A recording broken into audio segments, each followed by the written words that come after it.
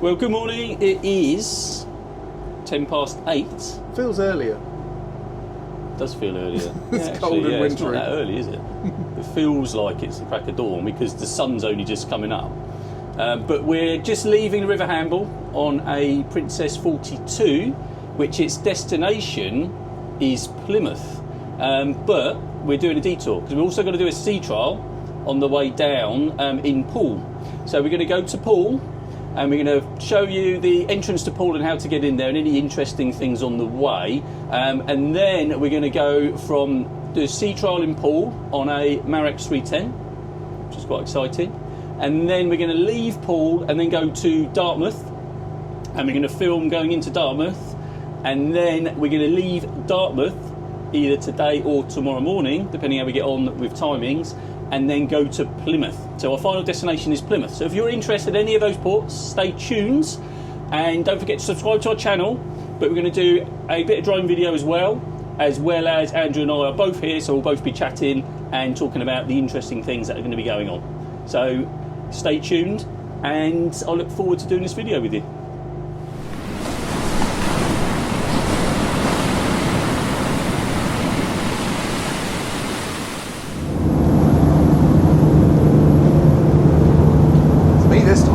So we are chomping down the Solent. We are just approaching Leap, about to go past the Munich River. I've still got my hat on. The heating is on the boat, but it's taking a little while to heat up. But I thought I'd just explain a little bit more about the reason we're going down to Plymouth, and this might give you a clue. It's become a term that 5-6 years ago no one had ever heard of, but this boat is going to be sea tagged. So we've sold this boat. It is it was an absolutely beautiful condition, Princess 42, but it was very original. And what the new owners want to do is drop it off to sea tag. And they're actually sailing in the Caribbean for the next 6 months. So the idea is that it gets dropped off to sea tag today or tomorrow, and then sea tag work their magic over the next month or so, and then drop it off to their berth in Dartmouth. So when they come back from their Caribbean adventure, they basically have a brand new boat. So all that's been done so far, they've taken out all of the upholstery. It's quite good actually, because you get a chance to see where the navigation gear is all hidden. So you've got VHF radio, black boxes down there, switches, smart pilots, and then your augmented reality as well. So there's a camera on here somewhere, we'll have to have a look at that. In terms of how we're running, everything seems to be running very nicely. Yes, yeah, really good. I was quite impressed. Yeah, pickup was nice. We're cruising about 2,900, 3,000 revs. We're going into the tide still. High tide's in about half an hour, so we're still going into it. We're doing about 23 knots, which is a nice speed. Obviously heading straight down to Poole, so we'll be going past Hurst in a minute. But yeah, all is well. Got the autopilot on. Nice. Just keeping an eye out.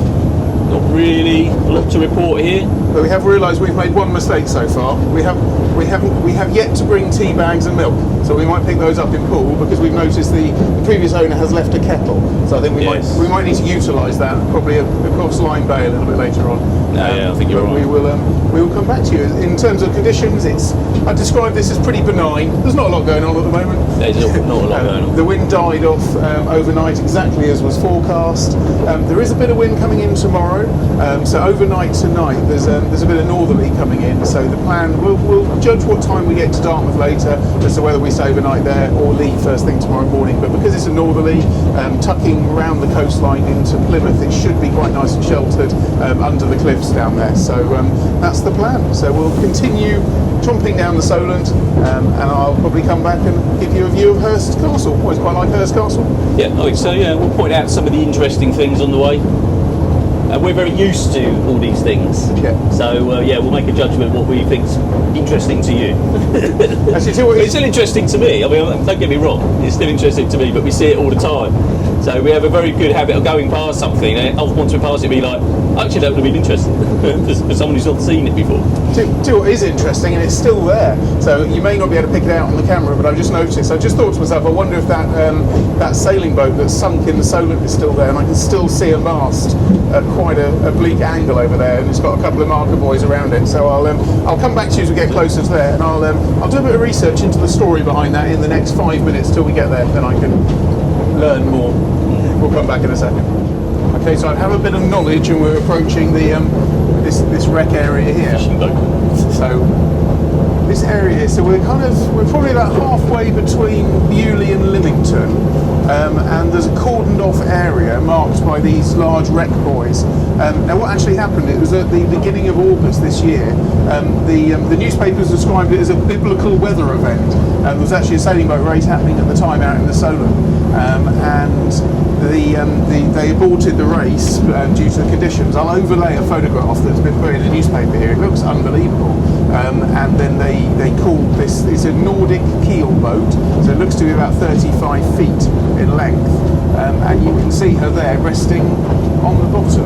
Hoping you can see it. I'll try and zoom in. It may get a bit pixelated as I zoom in, but you can see these markers here marking the wreck. One of those marks there, you get really close. And what's that? And you get close, it says wreck. You might want to keep away from that. But here you go. So this is, it's a sad sight. So you can just see there. That is the stricken vessel. And so she's been in the water now since the end of August. So she's laying on the bottom there. There's another wreck mark there. It is a cautionary tale. It's interesting actually how you think the Solent is an enclosed patch of water, but it shows how quickly, if you do have some severe weather events, things can happen, and the boat's taken on water. I'm sure there will be an MAIB report in due course, but it doesn't say the cause of sinking, but it certainly says there was a huge amount of wind and rain hit the Solent very, very quickly, causing that boat to sink and general carnage in the Solent.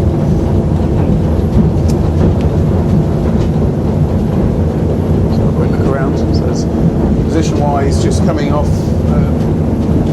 approaching the entrance to Newtown Creek, just over there. So in terms of a reference point for the wreck, it's just slightly towards Bewley for opposite Newtown Creek, and then Lymington ahead, and of course Yarmouth on our left-hand side. I've drawn the short straw and I've come upstairs on the flybridge to give you a view of Hurst. So that is Hurst Castle from a Princess 42 flybridge. It's quite interesting. They put a lot of rock work around the edge there, so I don't know if you can hopefully see part of the castle there actually fell apart. I think it was 3 or 4 years ago, and they put a lot of rocks and groins around there just to protect it. But that's Hurst, and then because they put the rocks there, I think the reason, then another piece of land appeared here, so it shows how you shouldn't mess with beach flows and formations, so the new spit of land. So if you're looking at an old chart, you won't see it marked, but there's actually a drying spit that comes out of Hurst on that side now as well, so just be aware of that. In terms of navigation wise, the times I've gone down to Dartmouth previously, we've always gone out through the Needles Channel. My hat looks a bit strange. We've always gone out through the Needles Channel because we're not going into Poole, we're heading further out onto St Albans and Anvil Point, but today we're tucking in here. So because there is you've got a bank that runs all the way down here, you need to be quite careful. There's a marker there, so you've got an easterly cardinal just as you come through this channel, and then you follow Hurst Point all the way down.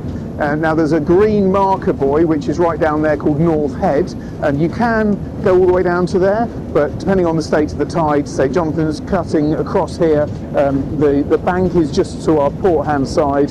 There's enough water over it at this state of the tide anyway, but it's good practice to come round here and then cut across, heading now, setting our course to the entrance of Poole. So normally when we go west, my preferred route is head out through the Needles Channel if you're carrying on past Poole onto Weymouth or the West Country, or if you're here and heading into Poole, just nip round Hurst and come down this sort of inside channel here. So as always, the sea conditions have lumped up ever so slightly in Poole Bay. This is a great handling heavy boat, so it's just going to push through this really nicely. But you can see it's quite different already just from the Solent. Poole is the first bit of sort of exposed waterway that you can find. And it always looks a bit ghostly up here. You'll see no one helming at the position up here, because Jonathan's doing a sterling job downstairs. Behind. Right, I'm not going to pretend it's not cold because it's blooming freezing, so I'm going to go back downstairs. Well, okay, we're over the other side of Poole Harbour now, just about to Poole Bay, sorry, just about to go into Poole Harbour, but we're actually going in the small channel. There's a little inner channel called the East Loo Channel, and it cuts out having to go sort of over by Old Harry and then coming in. And you can do it most states of the tide, but most people tend to do it at higher tide, just because you're a bit more confident with the water. It's about 3.5 metres deep here at the moment, and you can see we're just off Sandbanks Beach. There's 2 red marks on the port side that you can follow in, so keep them to your port side. One we're just going past, and there's one quite close to the beach. And then as we approach, we just need to reduce the speed down.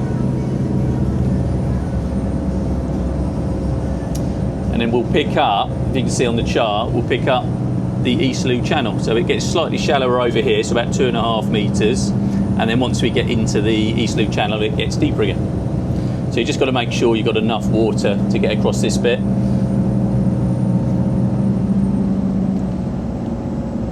But we don't have very big tides in Poole, so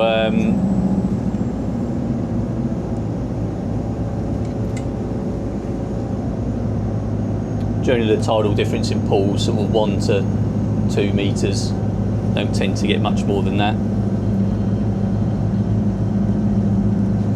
We're 1.6 at the moment, so it gets down to about 1.6, and then as you can see, it just picks up again now to over 2 metres as we hit the channel. So a lot of people are quite nervous about it, but as long as you've got a draft that can cope with up to sort of as low as sort of 1.5 metres, you'll fine. Sandbanks Beach is lovely. If you've ever visited it, it's a really long sandy beach. Will stretch all the way from here to Bournemouth and then beyond. And of course, there's lots of very expensive looking houses along here, as it's well known for. But it's also the entrance into Poole Harbour.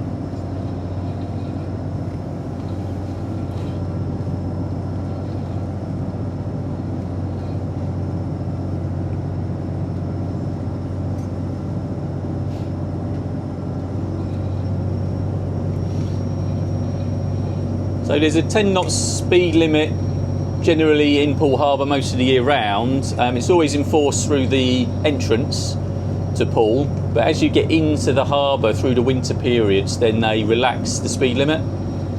But we'll go through at 10 knots. We have a big hazard that we have to look out for, which is actually the chain ferry, and as you can see, it's coming across at the moment.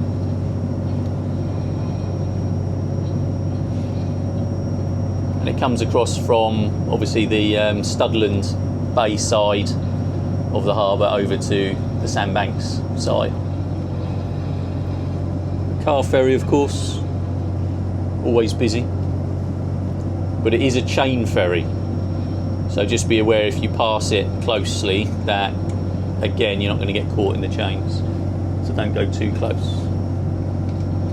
Tides can run quite quick through here, so you've got to be careful of that as well. But generally it's just a lovely harbour to visit.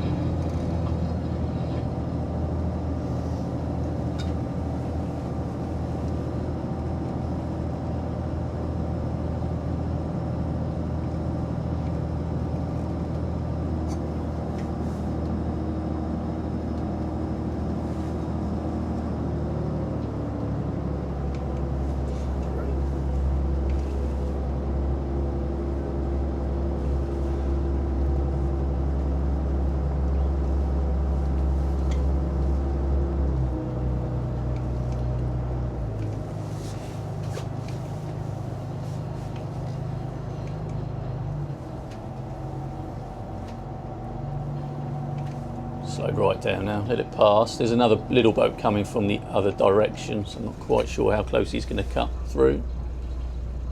I'll just make sure we're not going to meet him. There he is.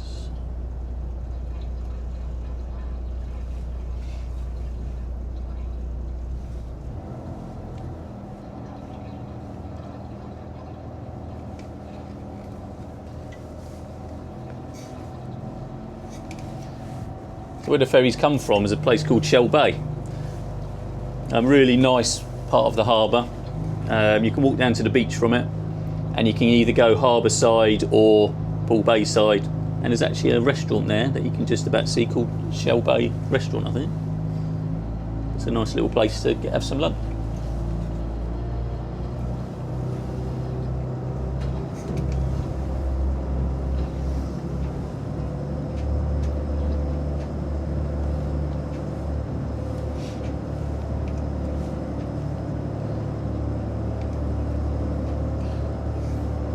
Is that rain?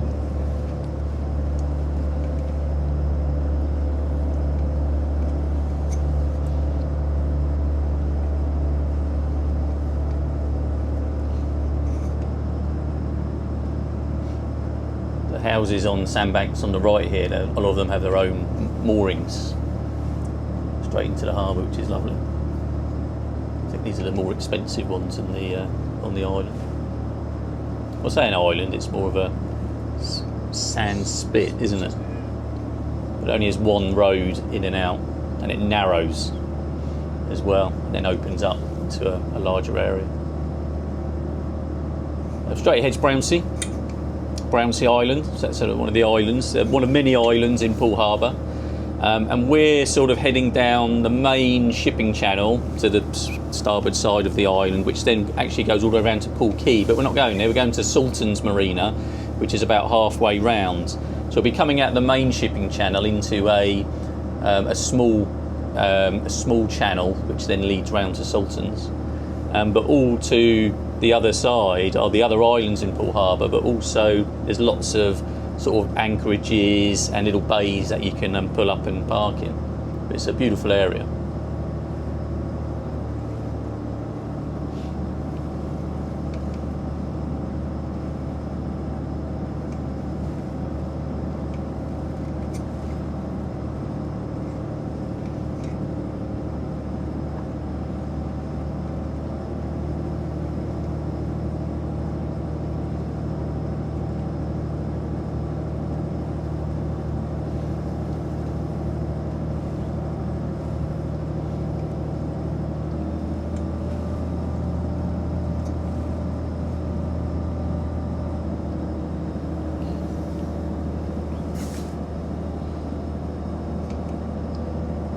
Dead on the nose now is actually where we're going, Sultan's Marina, but we can't go straight at it because there's a sandbar in between.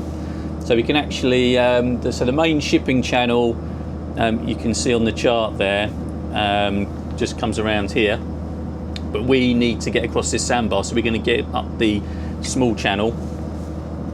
So what we're looking for is the south cardinal to it, which is just straight ahead now.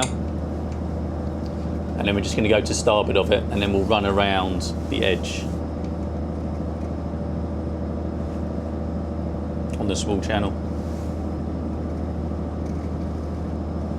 So one thing you've got to be careful in Poole Harbour is actually all the shallow areas, because there's not a lot of tidal difference, so there's a lot of sandbars, so you can get caught out if you're not paying attention. So definitely worth studying the charts when you're in Poole Harbour. But if you get it right, it's beautiful. It's a beautiful place to be. Beautiful place to anchor overnight as well. I've done it many times. It's one of the best places you can wake up, I think, anywhere.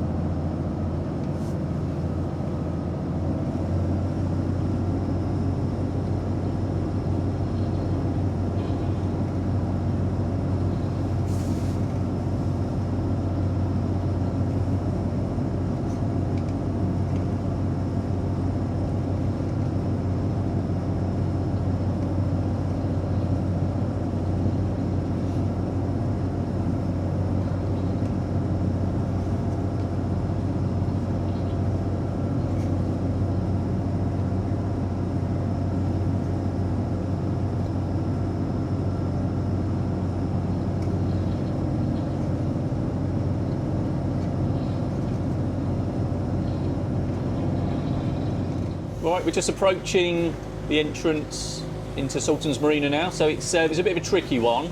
You've got to be really careful there's not a boat coming out when you go in, because it's quite a narrow entrance, and then we're going to go and find our boat. So, as you can see, there's a little gap in the wall, which is where we're going into. A little windsock outside to tell you what the wind direction is, which is quite useful.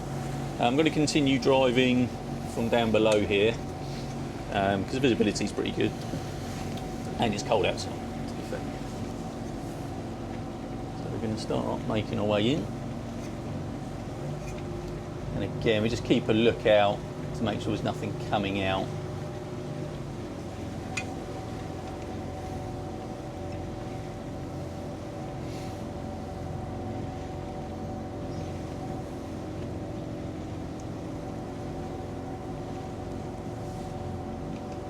You can see that the entrance just looks narrower and narrower as you come around the corner. You can't go too far to starboard because again there's sand over there. Which is why it's important to make sure there's nothing coming out.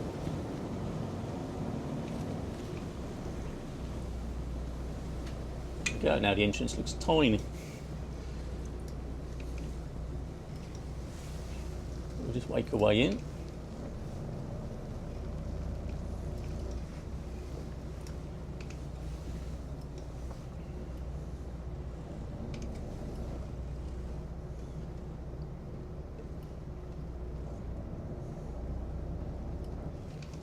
Start making our turn now.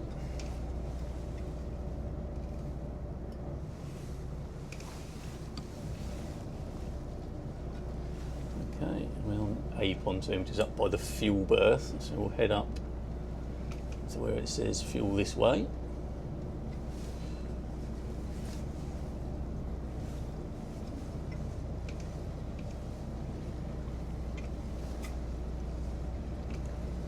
I've been in and out here a few times on different boats, so it's always a little bit tight, but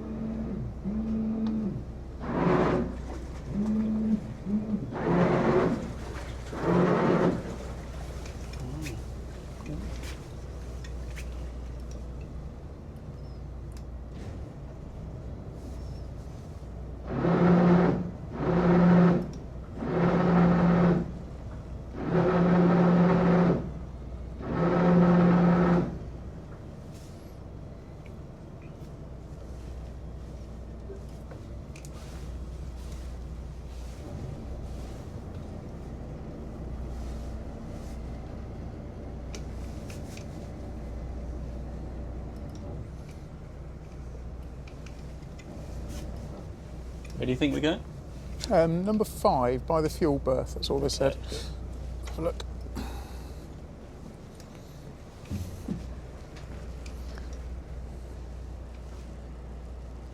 So we're looking for A5 down here. They said it's down by the fuel berth, so I think it'll be tucked down the end there.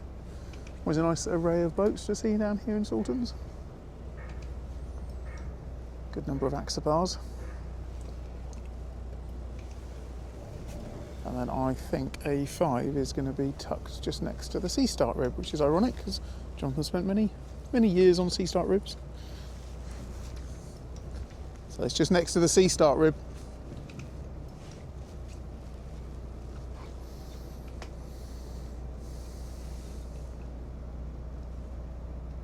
What, in there?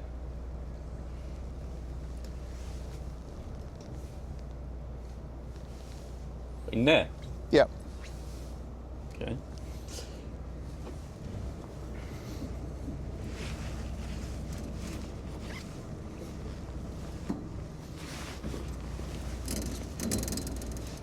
Prepping the lines.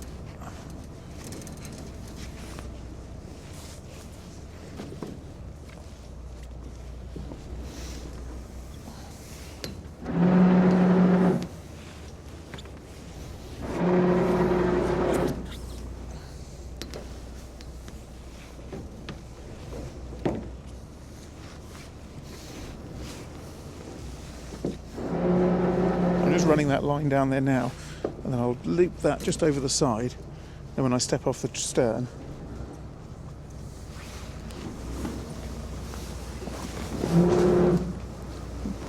can you see it go? Well, the ribs in the way, I've thrust a little. Yes, I don't think it's very tight.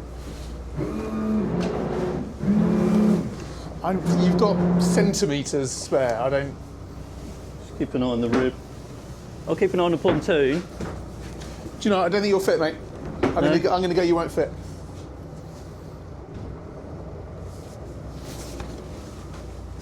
No.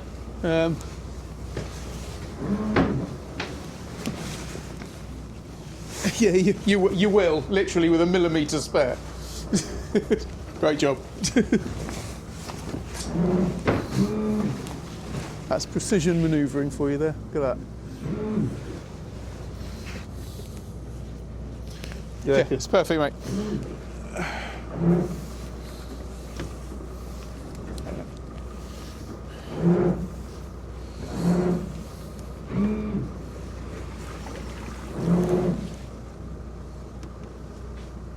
It's about the most perfect manoeuvre ever. Well done, mate.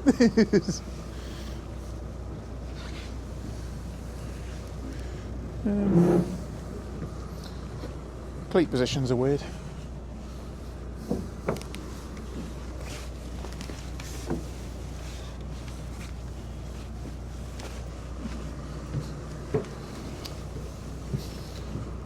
How far back? About another metre and a half. Yeah, just hold it there, to be honest, that's fine.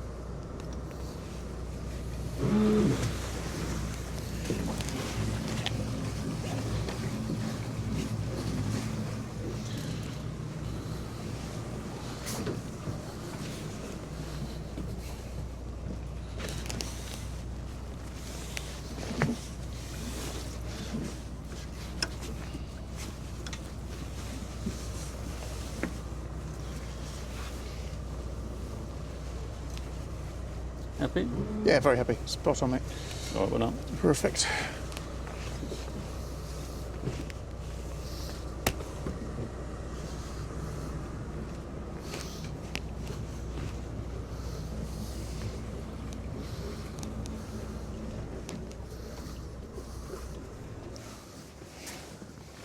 That is a very tight berth, but excellent job done by Mr. Barker.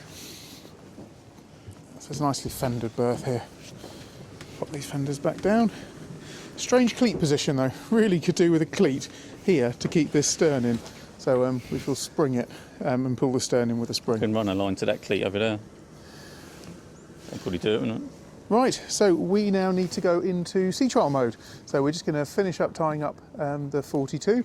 Well done to the skipper, getting in a tight little berth there. That's all right. Along this lines. We will come back in probably about an hour and a half's time after we've completed a sea trial on a Marix 310 and continue our way west. Thanks for joining us so far. Right, so we are back on the move. So sea trial has been completed successfully, although I shouldn't take any credit. Skipper Jonathan was in charge of that one as well. Yes, Marix 310 sea trial completed. So yeah, all went very well. Now we've jumped back on the Princess and we're heading back out the harbour. So same view, just different sides now. So just coming out, just past the houses of Sandbanks and then just about to make the turn. As we spotted earlier, the chain ferry is on the move again, this time going back across to the Studland side. And we're just keeping an eye on the weather. It's quite interesting, especially this time of year, you do get quite variable weather patterns. The forecast today originally was that there wasn't going to be much wind at all during the day, building up overnight to a bit of a northerly overnight. But that seems to have come in a little bit early, so it's not all northerly yet, it's still westerly at the moment, or southwesterly, but it's definitely blowing a good 4, maybe even 5, certainly a 4 at the moment. There's a few white horses in the harbour, so we'll see what it's like out there. We've just got decisions to make really once we get underway, if we decide to stick with the original plan of going into Dartmouth overnight, or with the fact that it is continuing to build, we may well continue all the way to Plymouth. So we'll make those decisions as we go and basically make whatever is the right decision based on the weather and the conditions we find. Yes, yeah, no, it's a good plan. So yeah, we'll just see how we get on.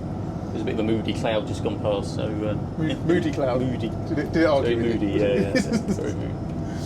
Right, so we'll continue, and I will come back and let you know what the we talked quite a bit about the races and the overfalls in previous videos, so we'll see what Anvil Point, St Albans and then Portland Bill have got to offer us today. But we're safely tucked inside. I don't have a lot of desire to go upstairs on the flybridge today. I think you're probably quite happy down here. I'm quite happy down here, yeah. I'll only go up there if we fall out. Cool, we will catch up soon.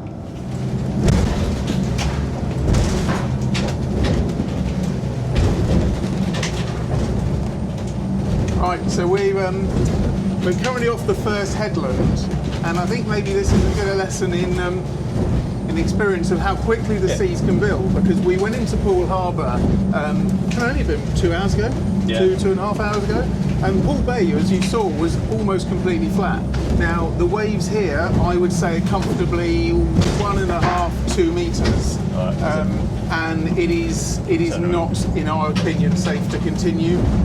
We're going to be taking far too much battering on the boat. You can see here just pure waves coming over the top of the boat. And the forecast is to build. It's come in earlier than expected, but with this level of wind, there's just no point in putting both, the boat in danger, but also ourselves and the people that might have to come and save us in a difficult situation. All right, mate, I'll turn around. So we're going to turn around now, and we will come back to you when we're safely in a safe haven. An interesting lesson in how the wind and seas can build incredibly quickly.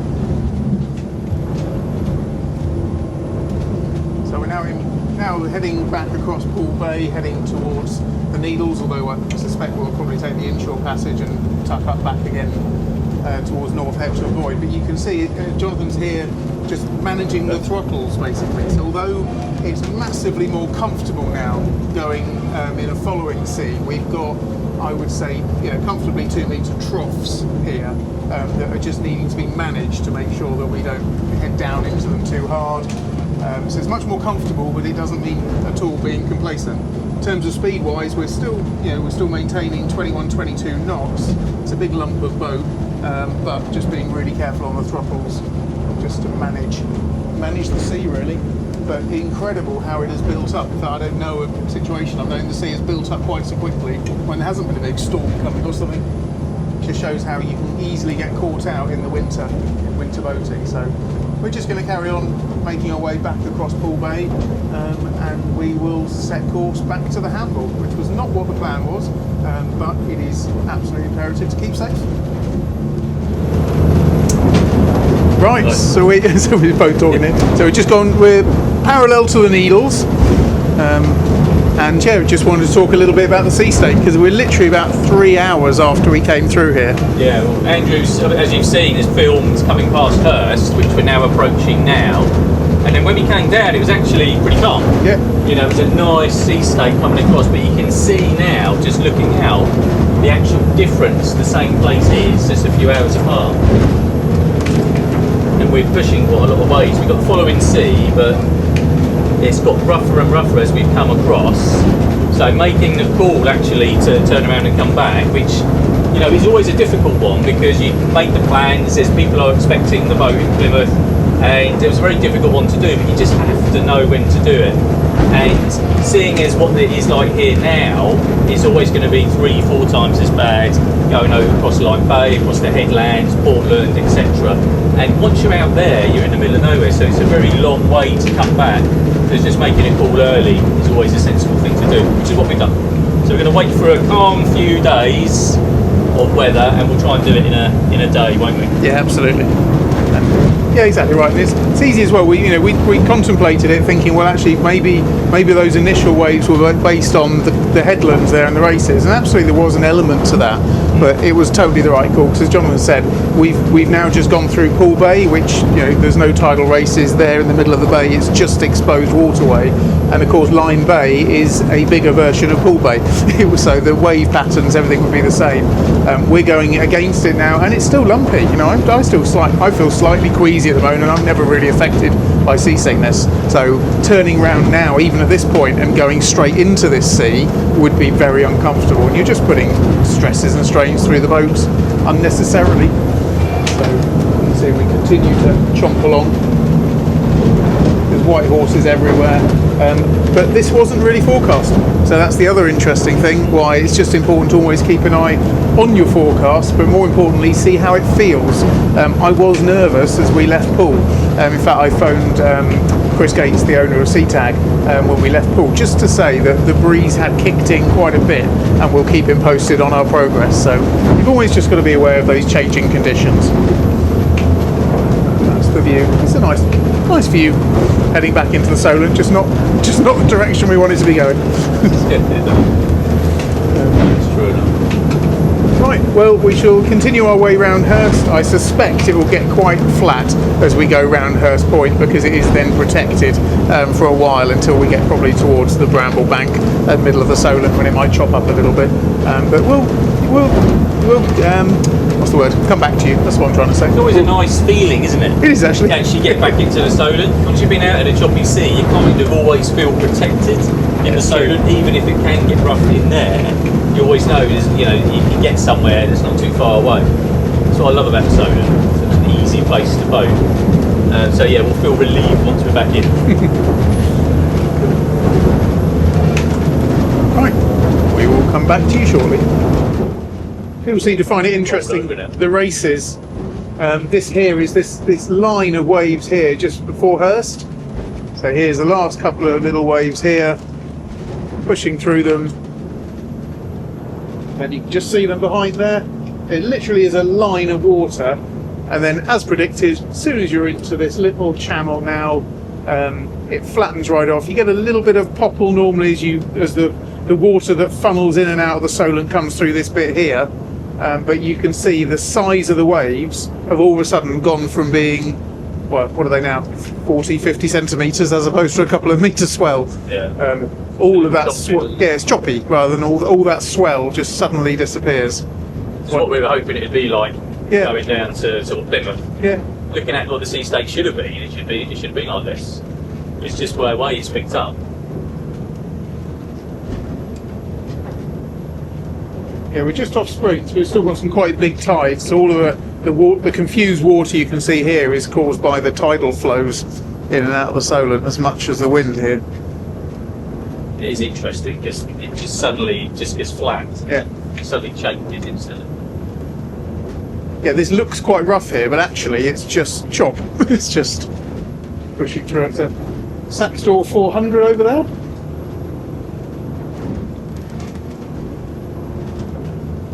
Turning around in a minute. Yeah.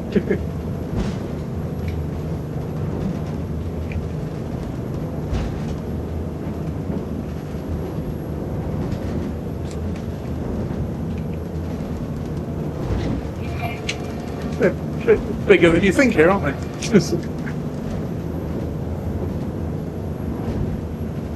Well, we are homeward bound. We've just made the turn off Calshot and heading towards the Hamble, and it is ridiculous that this is the same day that it was about an hour ago when we had waves quite literally going over the top of the boat. Yeah.